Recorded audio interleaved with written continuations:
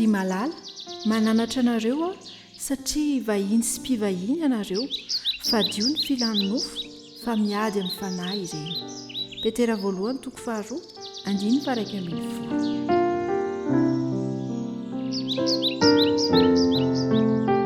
Rahalasana vavy malala miaina ao anatin'ny tontolo iray isika izay mampiena tsikelikely ny fahadiovan'saina sy ny famendreham-pitondran-tena satria ilay tontolo misy atsika dia indraindray mitarika atsika ao anatin'izay. Betsaka ny zavatra hita sy re izay manintona ny olona hanaiky izay tsy mifanaraka amin'ny sitrapon'Andriamanitra. Noho izany dia mampatsiahy anao, mampatsiahy atsika ny tenan'Andriamanitra mba hiambina sy hiaro ny fitondran-tena atsika isan'andro isika mba hifanaraka amin'ny sitrapony izany fitondran-tena izany. Ny ota dia tsy manimba ny fiainantsika tampoka ihany fa manomboka amin'ny eritreritra sy ny fahazarana kely avelantsika hitombo dia lasa mifikitra ao anatin'izay isika koa mila hialana izay zavatra izay. Rehefa tsy mitandrina amin'ny telo lazaina isika, ny zavatra jerena isika, ny fihetsika tao isika, ny toerana le isika dia mora latsaka ao amin'ny fakapanahy. Koa ny fomba tsara indrindra hiarovana ny tenantsika dia ny mitandrina mialoha. Manalavitra izay mety hitarika amin'ny ota ary miaina amin'ny pahatsorana miaraka amin'Andriamanitra ary matahotra an'Andriamanitra. Antsoin'Andriamanitra isika mba hameno ny saitsika amin'izay zavatra madio.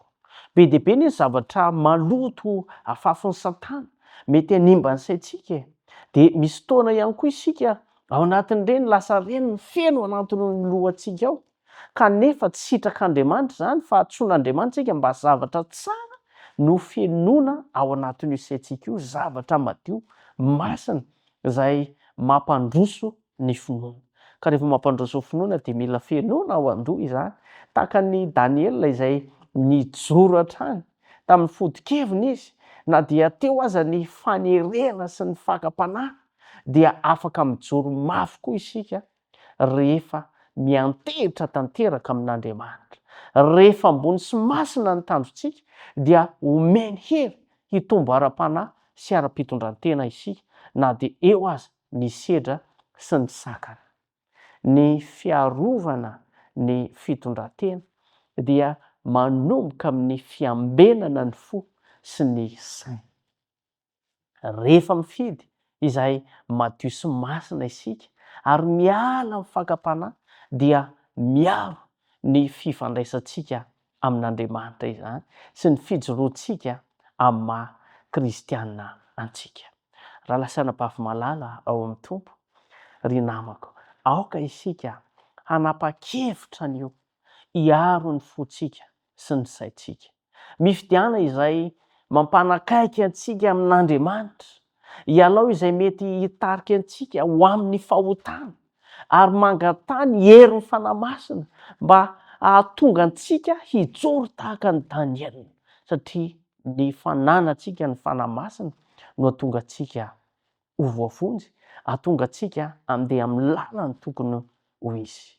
Dia ho hita eo amin'ny fiainantsika ny fahadiovana sy ny fahatokiana izay manome voninahitra an'Andriamanitra. Ombanao anie ny Tompo hitantana anao izy mandritra ity tontolo andro ity, ary izany teny izany dia tsy verina amin'Andriamanitra raha tsy mahavita ny asany amiko sy aminao.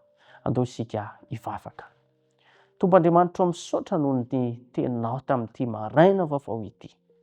Izany teninao izany anie dia mba hiainanay tsiraray avy, mamindra fo mamelany tamin'ny lasa ratsinay rehetra, koa ankehitriny ampio sy ampianaro izay hifeny sainay ka zavatra madio, zavatra ifanaraka amin'ny sitraponao no ataonay sy ho saintsainay ary hatonga anay hitoetra ao aminao. Ankehitriny tanterao amin'ny vahoakanao izay manaraka izao fandarana izao ny sitraponao ary mikasy fo azy ireo tsiraray avy ianao Andriamanitra ka hatsapany izy ireo ny fahatsaranao ka hitondra anay sy hitarika aminay amin'ny famonjenany izany teny izany amin'ny anaran'i Jesosy Kristy. Amen.